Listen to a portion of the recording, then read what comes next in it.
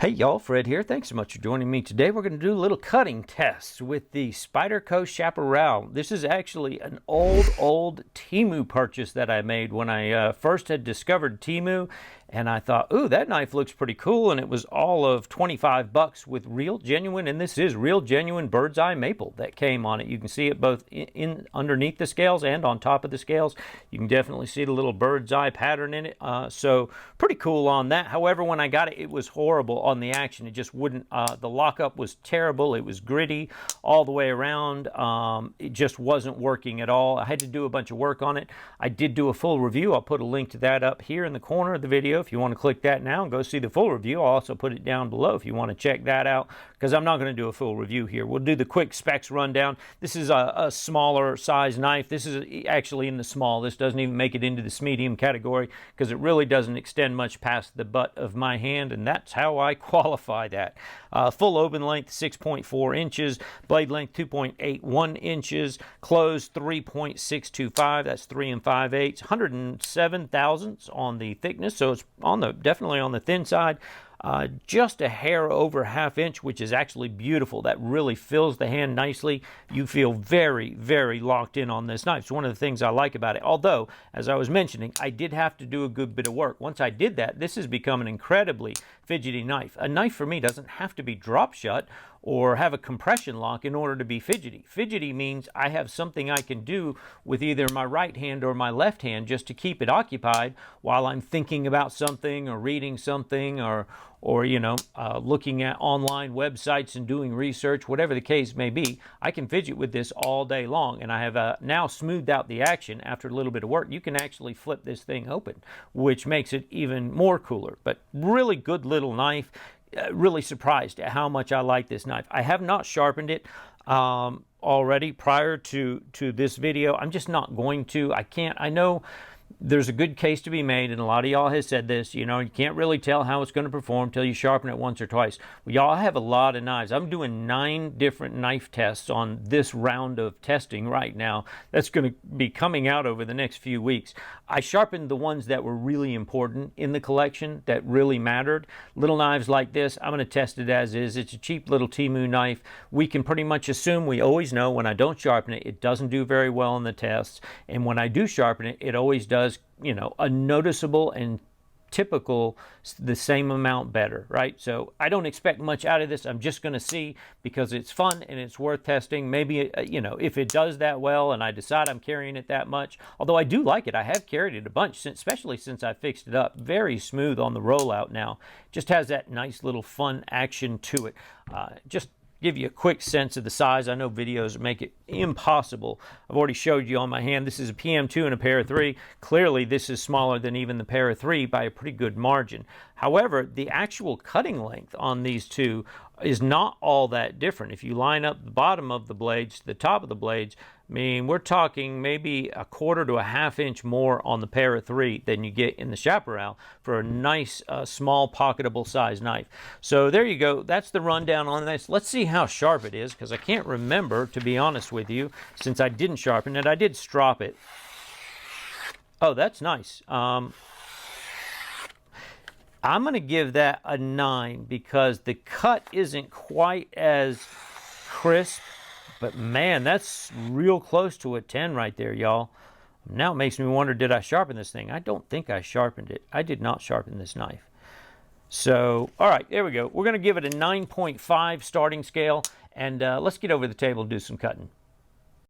And as always, we're going to start with the cardboard cutting test. I've got 378 square inches of cardboard.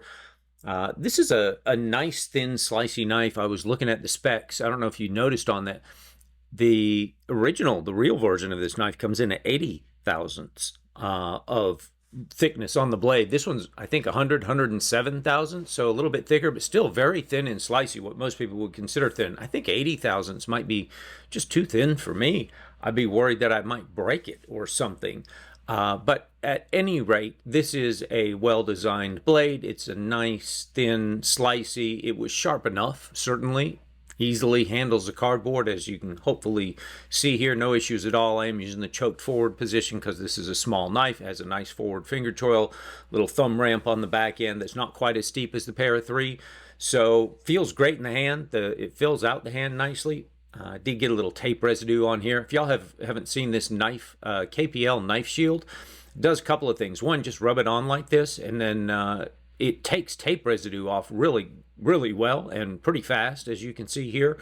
But the other thing it'll do is protect your blade. So like D2 or other steels that may be a little more prone to corrosion, it'll absorb into the steel and protect it.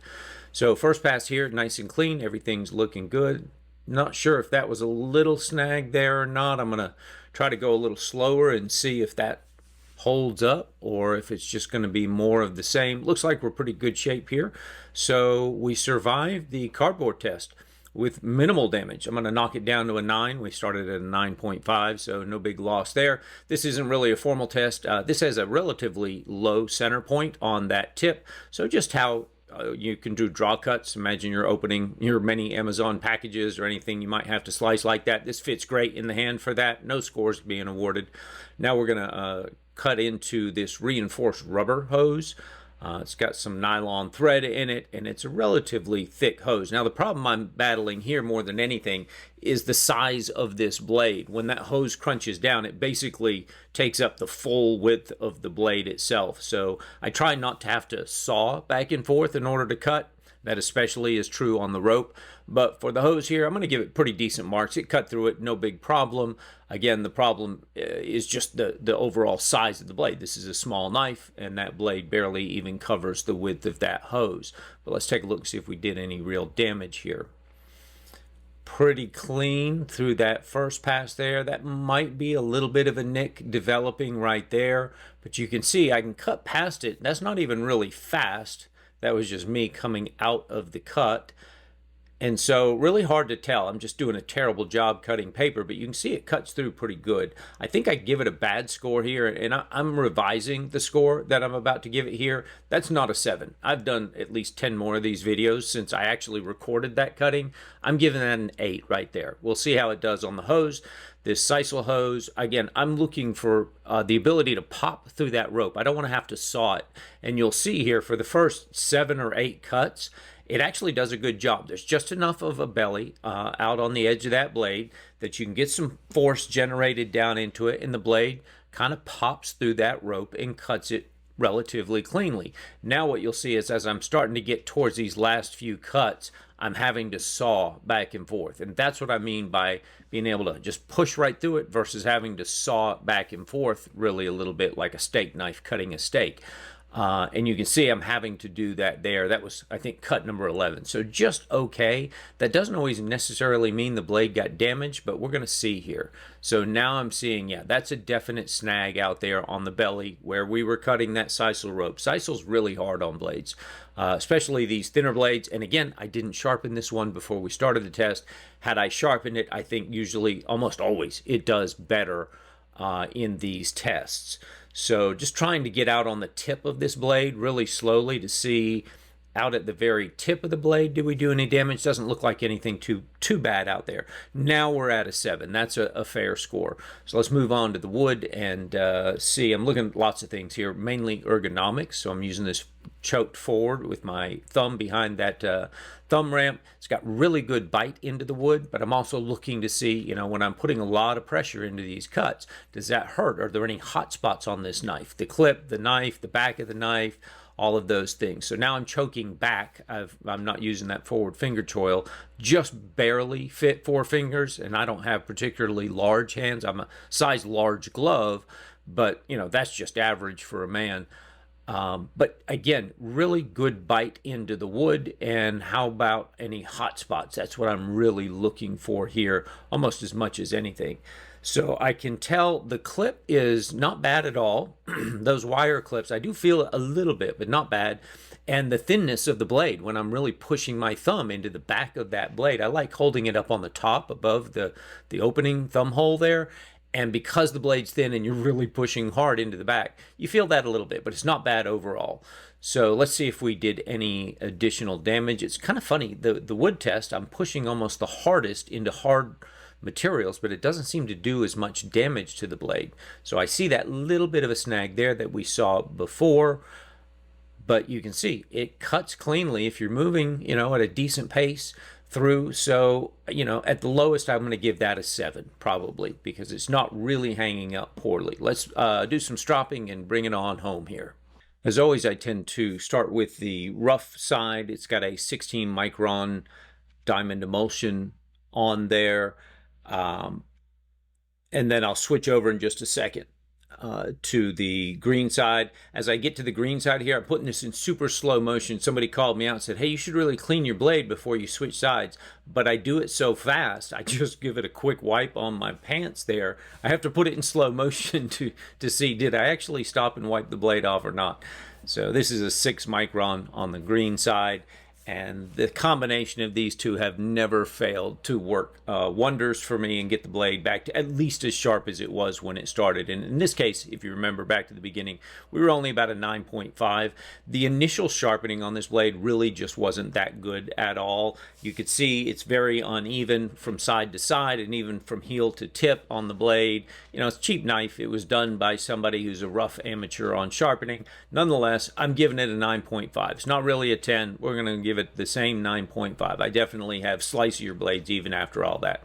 All right, so let's take a look at the final stats. Down the far right hand side is today's knife, the Spyderco Chaparral replica I picked up a long time ago on Temu. It was a bit of a disaster of a knife that I had to, I guess, learn. It was great knife to learn on, and these are what these knives are for. I was able to take it apart, really sand a lot of the components internally, and now it's smooth as butter. I can literally reverse flip it open, which is something that's difficult to do with most of these lockback kind of knives. So I love this knife. It's become one of my favorites, actually. Kind of worst to first story here. I have no idea what the steel was. It wasn't really listed or indicated there on Temu. You wouldn't get the truth anyhow, so we have no idea what that was. I didn't sharpen it first, which I do with obviously a lot of knives. It started at a 9.5 out of 10 on the sharpness. Cut our 378 inches of cardboard, still at a 9 as we finished that. Did the 3 cuts through that thick rubber reinforced hose. That knocked it down to an 8. I revised that to an 8 from a 7, what I showed in the video. Did 11 rope cuts. Did pretty good on that, actually, but then it definitely had a nick in the blade after that, but still able to cut through the paper pretty quickly without any hang-ups. So 7, and then it stayed at a 7 after the wood. Did my normal stropping, got it back to as sharp as it was when it started. I don't think you're going to be able to get it much sharper than that, just because the initial sharpening wasn't very good. Overall, I got to say, I'm pretty darn impressed with this little knife, right? It came with a poor factory edge on it, and I didn't sharpen it, which we always know that makes a huge difference in these results. I'm going to say just okay on the rope and the hose. So the hose, again, it's a blade size issue. If this blade were longer, it wouldn't have had any problems at all. And as it was, it didn't really do much damage. The rope, it popped through the rope really cleanly that first 7 or 8 times. By the time we were getting to cuts 9, 10, and 11, had to saw through it a little bit. Didn't really do that much damage to the blade, though. Knocked it from an 8 down to a 7. That's pretty typical, especially for these, you know, no-name replica steels that we don't know.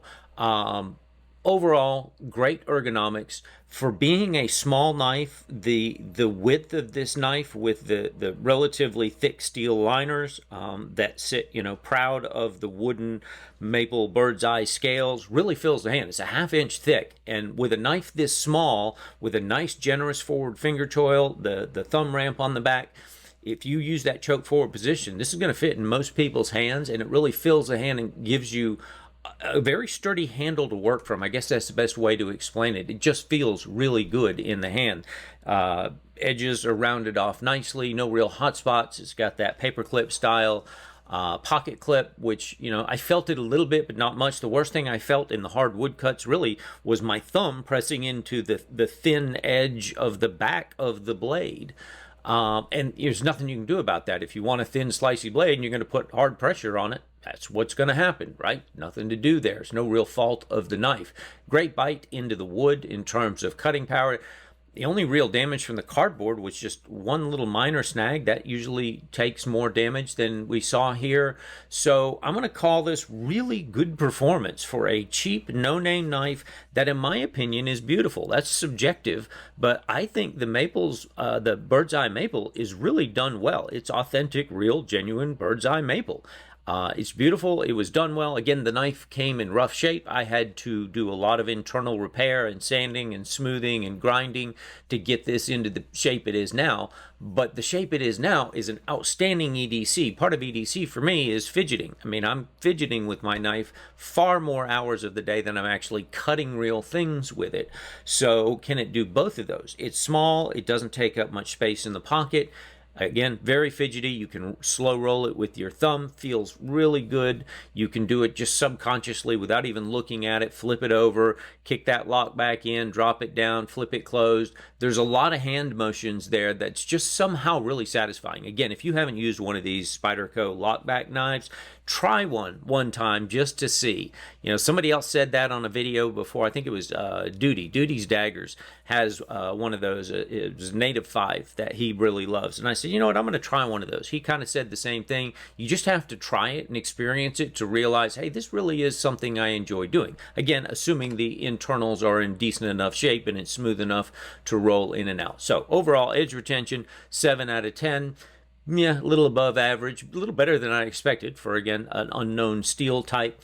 EDC-wise, I'm still giving it a 9. It's lightweight, it's easy in the pocket, doesn't take up space, very fidgety, holds an edge, plenty good for what I want for like a daily user, fidgety, just fun EDC knife. On top of that, it looks really nice with the maple scales. I think it looks attractive, and it certainly does the job. So there you go. That's how I'm going to rate this thing. Have any of y'all tried one of these yet? I'd really love to know, especially about the lockback. What is y'all's experience with, have you tried any of the Spyderco lockbacks that have decent action to them? How satisfying do you find the action on those to be? Am I just like out there on my own on this, or have y'all had that kind of experience too? I'd love to hear from you guys down in the comments. As always, if you're not a subscriber, join our little band of renegades. Certainly it helps the channel out, but you know, you'll be notified when we make more of these videos if this is the kind of stuff that you're into. Otherwise, if you would, hit the thumbs up on your way out the door. I appreciate you guys as always. Look forward to chatting with you in the comments. Y'all have a great day.